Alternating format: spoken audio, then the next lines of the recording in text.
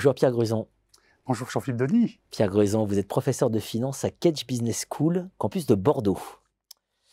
Papier publié dans Le Monde qui m'a beaucoup interpellé. Voilà, et je pense qu'il va en interpeller beaucoup après avoir vu cette émission, s'ils n'ont pas vu passer le papier.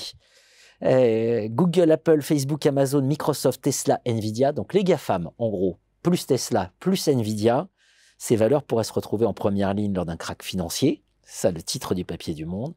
En fait, vous nous dites qu'il y a un nouveau risque systémique qu'on n'a pas appréhendé. C'est ce que pèsent ces 7 entreprises mondiales qui sont des monstres.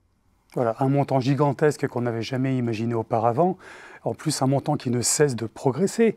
C'est-à-dire que, de mémoire, Apple avait progressé, avait dépassé les 1000 milliards de dollars en 2018. Aujourd'hui, il y a 3 valeurs de ces 7 valeurs qui sont déjà à plus de 3000 milliards. Nvidia, qui est connu aujourd'hui, était quasiment ignoré il y a 5-7 ans. Donc on se demande également maintenant où va s'arrêter le fait que ces 7 valeurs ensemble, malgré les frasques de Tesla, avoisinent aujourd'hui 15 000 milliards de dollars de valeur. C'est monumental. Vous Voilà. rappelez, vous comparez au bilan de la Fed, etc. C'est incroyable.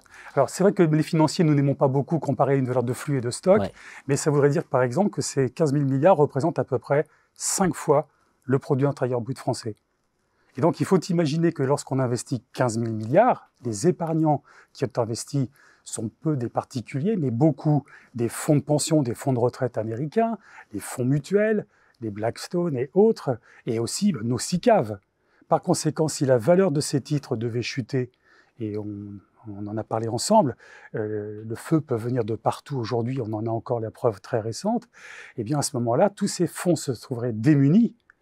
En outre, à une vitesse vertigineuse, puisqu'on a vu il y a un an que la faillite d'une banque moyenne aux États-Unis qui a perdu 40 milliards de dollars en une journée. Nous gérons tous nos portefeuilles aujourd'hui avec nos smartphones. On appelait ça le swipe crash, puisque en un mouvement, on peut annuler son portefeuille. Donc nous avons des valeurs très élevées, des valorisations très élevées, adossées à des rentabilités qui effectivement attise la gourmandise des investisseurs. Et en tant que financier, on essaie toujours après de mettre en comparaison le risque-prix et la rentabilité, qui est un véritable indicateur de performance. Et là, même si tous les indicateurs de rentabilité sont très très favorables, le risque est encore plus élevé que ne justifie cette rentabilité.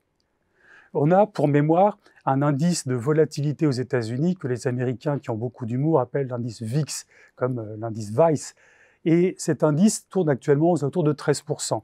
Alors, c'est promis de ne pas donner beaucoup de chiffres.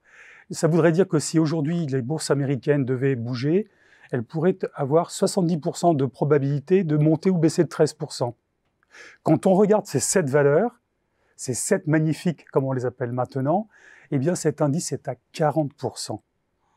On est donc potentiellement dans une situation normale de les voir encore progresser de 6 000 milliards de dollars ou bien de baisser de 6 000 milliards. Et tous ces indicateurs depuis le mois de janvier font fi tout de même des inquiétudes au niveau international. On nous dit que l'année 2024, c'est l'année de toutes les élections et nous ne sommes pas au bout de nos surprises. On a un contexte géopolitique qui est compliqué. Et on a l'impression pour l'instant que les financiers sont autistes, sont immunisés, totalement hermétiques à ce qui pourrait se produire. Et ça, on sait qu'en général, lorsqu'on écarte une valeur de rappel, une valeur de sa position d'équilibre, les forces de rappel emmènent très vite dans l'autre sens. Donc, nous ne sommes pas à l'abri, de mon point de vue, d'un krach financier qui serait tellurique et instantané et qui serait alimenté et gavé par les valeurs monumentales que sont les 7 magnifiques. À suivre de manière, parce que ça fait peur quand même. Ça fait peur, voilà, on est rentré en zone de turbulence maximale. Merci à vous. Merci beaucoup.